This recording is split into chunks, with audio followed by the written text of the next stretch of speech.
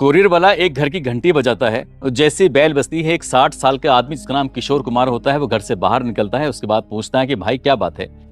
Courier वाला कहता है कि साहब आपके नाम से एक पार्सल है। जब पार्सल की बात आती है तो वो बुजुर्ग आदमी कहता है कि मैंने तो किसी चीज का कोई ऑर्डर दिया नहीं था, आखिरकार किस चीज का पार्सल है। बोला क्या मुझे कुछ नहीं पता है, जो भी सामान है मैं तो यहाँ लेके आता हूँ और जिसका जिसका पता लिखा होता है उसके पते पर पहुंचा देता हूँ। पूछा जाता है कि इसके अंदर है क्या। कहता है साहब मुझे कुछ नहीं पता है, ये बॉक्स है, आप इसे ले लीजिए और इसके बदले में आपको कोई भी चार्ज नहीं देना पड़ेगा। जैसे ही उस बुजुर्ग आदमी ने उस कोरियर को लिया, उस पार्सल को लिया, लेने के बाद उसको खोला तो पता चलता है कि उसके अंदर एक नया मोबाइल था, साथ ही एक नया सिम कार्ड था। तभी उस बुजुर्ग आदमी को याद आता है कि अभी 2-3 दिन पहले एक कॉल आई थी सिटी बैंक से। वो कह रहे थे कि क्रेडिट कार्ड का एक ऑफर निकला था, उसमें लकी ड्रॉ में आपका मोबाइल और सिम कार्ड। ये तो बात बिल्कुल सच, पूरे घर को ये बात पता चलती है, सबके सब खुश हो जाते हैं। इसके बाद उस मोबाइल में कुछ जानकारियां, कुछ ये सब चीजें जब अपलोड की जाती हैं, डाली जाती हैं, सिम कार्ड शुरू किया जाता है तो पता चलता है कि बुजुर्ग आदमी के जो करोड़ों रुपए थे बैंकों में अलग अलग, वो सब के सब साफ हो जाते हैं। ये मामला बड़ा सुर्खियों में हो जाता है।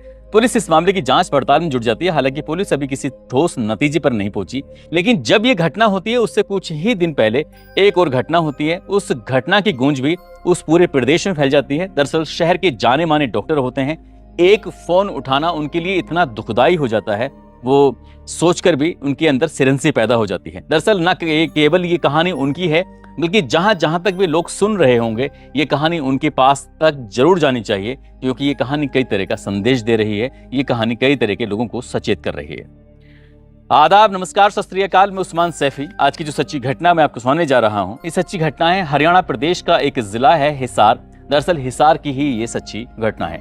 दरअसल शहर के जाने माने डॉक्टर, 8 अगस्त 2024 की ये बात है। शाम के लगभग 4:30 बजे के आसपास का वक्त हो रहा था। ये अपनी कोठी पर सोए हुए थे और इनके पास अचानक ही एक व्हाट्सएप पर कॉल आती है। जैसे ही उन्होंने अपनी आंखें खोली, उसके बाद उन कॉल पर बात सुनी तो एक लड़की बात कर रही थी। बड़ी सुरीली सी उसकी आवाज़ थी। उस आवाज़ को सुनने के बाद 73 साल के ये जो डॉक्टर साहब होते हैं वो एकदम से उठ बैठते हैं। पूछते हैं कि क्या बात है, आपको किसी से बात करनी है। वो लड़की कहती है कि मुझे आप ही से बात करनी है। पूछा जाता है कि तुम कौन हो, कहाँ से बोल रही हो। वो कहती है कि मैं राजस्थान का जो कोटा आपने सुना होगा, मैं वहां से बात कर रही हूँ, नाम मेरा कविता अग्रवाल है। जैसे ही कविता अग्रवाल ने बातचीत की बात शुरुआत ही की थी, डॉक्टर साहब को लग रहा था कि शायद आपको गलत फहमी हुई है, आपको पता नहीं है मैं कौन हूँ। वो पूछती है कि मैं नहीं जानती कि आप कौन हैं, लेकिन आप बहुत अच्छे आदमी लगे, आपसे बात करने का मेरा मन कर रहा है। बातचीत से पता चलता है कि वो शहर के जाने माने डॉक्टर हैं। उम्र उनकी 73 साल के आसपास है। लड़की ने कहा मुझे उम्र से कोई मतलब नहीं है। अब इन दोनों के बीच चैट शुरू हो जाती है। चैट शुरू होते होते कब ये बातचीत का सिलसिला आगे बढ़ जाता है, तभी वो लड़की कहती है कि मुझे तुम्हें देखने का मन कर रहा है।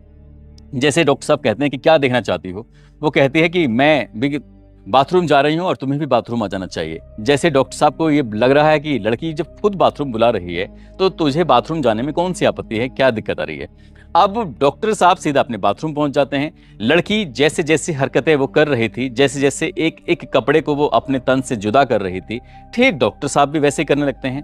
अब इसी तरह से करते करते जब दोनों ही बिल्कुल न्यूड अवस्था में हो जाते हैं, बिना कपड़ों के हो जाते हैं, डॉक्टर साहब फिर बाद में लगभग 6 मिनट 54 सेकंड तक ये कॉल चलती है। उसके बाद डॉक्टर साहब जैसे ही अपने निवस्त्र हो जाते हैं, बाद में वो कपड़े पहन लेते हैं। कॉल कट हो जाती है। कॉल कट होने के बाद कुछ देर के बाद फिर से कॉल आती है।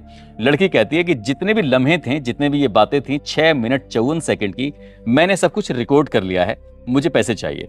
पैसे वाली बात आती है तो पूछते हैं कितना पैसा चाहिए। वो कहते हैं कि मुझे 5,000 रुपये चाहिए।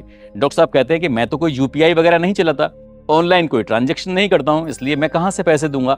जैसे ही ये बात आती है तो वो लड़की इतना गुस्से में आग बबूला हो जाती है। वो कहती है कि आपको पता नहीं है, जब ये वीडियो सोशल मीडिया के अलग अलग प्लेटफॉर्म पर वायरल हो जाएगी तब आपको पता नहीं कि शहर के जो जाने माने लोग हैं, आपको जो जानते हैं, आपकी जो इतनी प्रतिष्ठा है, आपके चाहे वो राजनीति में हो, चाहे वो प्रशासन में हो, चाहे वो शासन में हो, जहां जहां तक आपकी पहुंच है वहां के लोग आपको बिना कपड़ों के देखेंगे।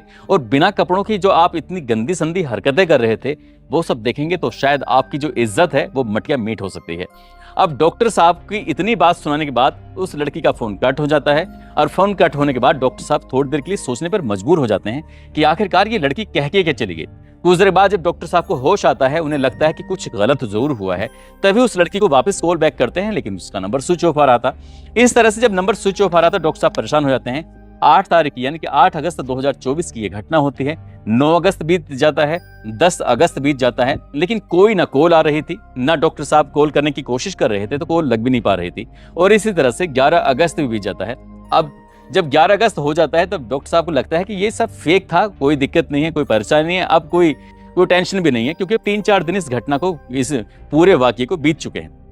अब अगले ही दिन यानी कि 12 अगस्त 2024 को दोपहर 12:10 के आसपास का वक्त हो रहा था, एक वीडियो कॉल आता है। और वीडियो कॉल को जैसे ही डॉक्टर साहब ने ओके किया, यानी कि सुनने के लिए उन्होंने देखा, तो सामने एक ऑफिसर की वर्दी पहना हुआ है। वो सामने से व्यक्ति, इसका नाम बताता है अपने आप को, राम पांडे। वो राम पांडे कहता है कि मैं सीबीआई से इंस्पेक्टर बात कर रहा हूँ। डॉक्टर साहब, आपकी एक वीडियो है जो सोशल मीडिया पर वायरल हो रही है, आप इस रूप में बिल्कुल भी अच्छे नहीं लग रहे हैं। जैसे ही डॉक्टर साहब ने उस वर्दी पहने हुए व्यक्ति को देखा, डॉक्टर साहब डर जाते हैं, घबरा जाते हैं और थर-थर कांपने लगते हैं। तभी वो जो सीबीआई का ऑफिसर होता है, वो कहता है कि आपको परेशान होने की जरूरत नहीं है, मैं दरअसल आपको परेशान नहीं करना चाहता, लेकिन मेरी मजबूरी है, क्योंकि ये वीडियो मेरे पास आया है, शिकायत मेरे पास आई है, मुझे कार्रवाई तो करनी ही पड़ेगी, इसलिए मैं नहीं चाहता कि आपके ऊपर कोई बड़ी कार्रवाई हो। जिस तरह के आप एक प्रतिष्ठित व्यक्ति हैं, आपका शहर में नाम है, इस हिसाब से आपको मैं थोड़ी सी राहत दे सकता हूं। और राहत के नाम पर यह है कि ये वीडियो YouTube पर अपलोड ना हो, इसलिए मैं YouTube के एक अधिकारी हैं जिनका नाम संजय सिंह यादव है, मैं ये नंबर उनको ट्रांसफर कर रहा हूं, वो आपसे बात करेंगे।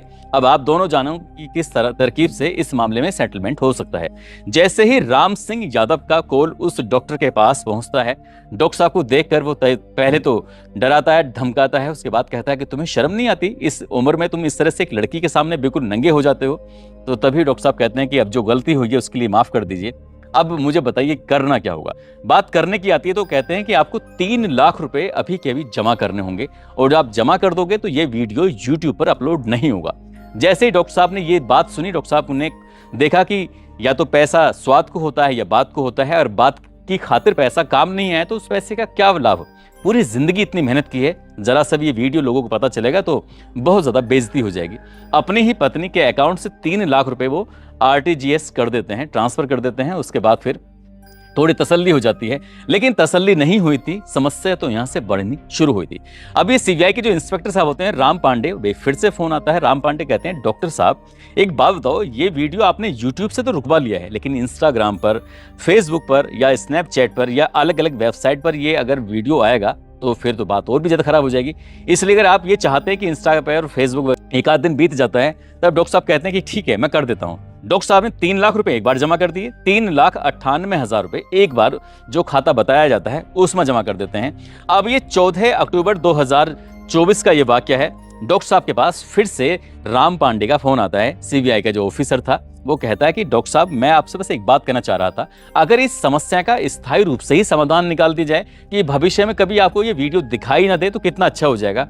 आप भी सिक्योर हो जाएंगे और कभी ये वीडियो सामने आएगा ही नहीं। यदि किसी भी एक प्लेटफॉर्म पर ये वीडियो अपलोड हो जाता है तो वहां से डाउनलोड करने के बाद कोई कहीं भी इसको अपलोड कर देगा और ये दिक्कत आपके लिए खड़ी हो सकती है। जैसे ही डॉक्टर साहब ने बात सुनी, उन्होंने कहा कि बताइए मुझे करना क्या होगा। उन्होंने कहा कि 25,000 रुपए का आपको एक स्टाम्प खरीदना पड़ेगा, $25,000 का, रुपए का नहीं, डॉलर का, यानी कि अमेरिका की जो करेंसी होती है उसके हिसाब से एक स्टाम्प खरीदना पड़ेगा, $। जब ये बात आती है तो कहते हैं कि मुझे ये कैसे क्या करना पड़ेगा। बोले तुम्हें कुछ नहीं करना पड़ेगा, $25,000 जो होते हैं वो उनको इस खाते में आपको डालना है, यानी कि लगभग 20,17,000 रुपए एक साथ एक खाते में डालने थे। उनका एक साथ तो नहीं डाल सकता, अगर मैं 2-4 बार में करके डालूं तो कैसा रहेगा। कहते ठीक है, कोई बात नहीं, पैसे चाहिए बस, आप चाहे 2 बार में डालो, 3 बार में डालो या 4 में डालो। 14 अगस्त 2025 को आखिरकार 20,17,000 रुपए उस बुजुर्ग आदमी ने, उस डॉक्टर ने एक खाते में डाल देता है, जो अलग अलग खाते थे।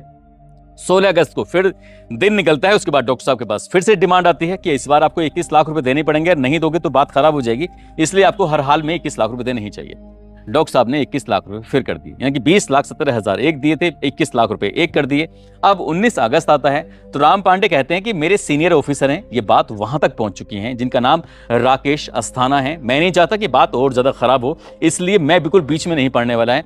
आप उनसे सीधे सीधे अपने आप से बात कर लीजिए, अगर वो आप उन्हें किसी भी तरकीब से मैनेज करें तो अब ये आपकी जिम्मेदारी है। जैसे ही ये राकेश अस्थाना जी से बातचीत शुरू होती है और शुरू होने के बाद डॉक्टर साहब बातचीत करते हैं तो सामने से डिमांड आती है कि आपको 10 लाख रुपए देने पड़ेंगे, नहीं तो फिर आपको पता नहीं कि मैं आपको क्या कर सकता हूं। डॉक्टर साहब को लगा एक पल के लिए ये सब हो क्या रहा है, कभी 10 लाख, कभी 21 लाख, कभी 20 लाख, कभी 3 लाख, कभी कुछ 3,98,000। इसलिए उन्होंने अपना नंबर बंद किया और बंद करने के बाद चुपचाप हो गए। अब जैसे डॉक्टर साहब ने अपना नंबर बंद किया, कुछ वक्त बीतने के बाद जैसे नंबर खोलते हैं तो उसमें मैसेज आ रहे थे कि डॉक्टर साहब शायद आपको मेरी ताकत का अंदाजा नहीं है, आप किससे बात कर रहे हैं, मैं सीबीआई का एक बड़ा ऑफिसर बात कर रहा हूँ। घर पर जब आऊंगा आपके हाथ में हथकड़ी डाल के पूरे शहर में जब आपको घुमाता हुआ लेके जाऊंगा तो शहर का बच्चा बच्चा आपको देखेगा और फिर ये पूछेगा कि आखिरकार हुआ क्या था। तो लोग आपस में बातचीत करेंगे और कहेंगे कि डॉक्टर साहब एक लड़की से बातचीत करते करते नंगे हो गए थे। जब डॉक्टर साहब को कुछ इस तरह से डराया गया, धमकाया गया, डॉक्टर साहब कहते हैं कि ठीक है बताइए क्या करना है। तब वो पैसे मांग की डिमांड की जाती है। पूरे पैसे तो दे नहीं जाते, 3,50,000 रुपए आखिरकार उस अकाउंट नंबर जो दिया गया था उसमें ट्रांसफर कर दिए जाते हैं। लेकिन यहां से मामला थमने वाला कहां था। अब 22 अगस्त को रात 10 बजे के आसपास फिर से फोन आया, फिर धमकाया, फिर डॉक्टर साहब को 10 लाख रुपए देने पड़ जाते हैं। अब 23 अगस्त 2024 की ही बात होती है। अब डॉक्टर साहब को फिर से फोन आता है कि देखो इतने सारे अधिकारी हैं, स्टाफ है, सबको मैनेज करना है, 15 लाख रुपए आपको और देने पड़ेंगे। डॉक्टर साहब ने फिर 15 लाख की व्यवस्था की। डॉक्टर साहब उस दलदल में लगातार धंसते चले जा रहे थे, फोन आ रहे थे और वो फोन आ रहे हैं तो उसके बाद अब डॉक्टर साहब को लगने लगा कि वे अधिकारी मैनेज हो चुके हैं, यूट्यूब के लोग मैनेज हो चुके हैं, सोशल मीडिया के लोग मैनेज हो चुके हैं, अधिकारी मैनेज हो चुके हैं, सब कुछ हो चुका है, अब कोई दिक्कत वाली बात होगी नहीं। लेकिन 27 अगस्त 2025 को एक बार फिर से डॉक्टर साहब के पास फोन आता है। डॉक्टर साहब से कहा जाता है कि आपको शायद अंदाजा नहीं है, बात बहुत बिगड़ चुकी है। जिस लड़की से आप बातचीत कर रहे थे ना, उस लड़की ने अपनी जान दे दी है। आप देखना या तो आपको उम्र कैद होगी या फांसी होगी, मारे जाओगे। डॉक्टर साहब कहते हैं कैसी बात कर रहे हो। बात नहीं कर रहा हूं, बल्कि उस लड़की ने मरने से पहले एक नोट जारी कर दिया था, उसमें आपका नाम, एड्रेस, सब कुछ उसने मेंशन कर दिया है, इसलिए आपका फंसना होता है। वो कहते हैं कि मुझे बचाओ किसी तरकीब से। तभी अधिकारी कहता है कि बचने की मैं बात कर लूंगा और घर वाले 30 लाख रुपए में राजी हो जाएंगे, मेरी उनसे पहले ही बात हो चुकी है, आपको 30 लाख रुपए का इंतजाम करना है। डॉक्टर साहब ने 30 लाख रुपए और दे दिए, यानी कि लड़की के परिवार वालों के नाम से। अब डॉक्टर साहब लगातार पैसे दे रहे थे। अब उन्हें लग रहा था कि सब कुछ मैनेज हो चुका है, लेकिन पुलिस भी मैनेज हो चुकी है, ये जितने भी अधिकारी हैं सब मैनेज हो चुके हैं, लड़की के परिवार वाले भी मैनेज हो चुके हैं। मामला कोर्ट पहुंच चुका है। अब कोर्ट में जज साहब के नाम से जो पैसे मांगे जाते हैं तो जज साहब से बातचीत हो जाती है और जज साहब कहते हैं कि 15 लाख रुपए लगेंगे, यानी कि अब 15 लाख रुपए की डिमांड जज साहब की पूरी कर दी जाती है। जैसे ही जज साहब की डिमांड 15 लाख रुपए पूरी की जाती है तो जज साहब के दोबारा फोन आता है, कहते हैं कि भाई देखो 15 लाख से काम बनेगा नहीं, आपको 1 करोड़ रुपए देना पड़ेगा डॉक्टर साहब।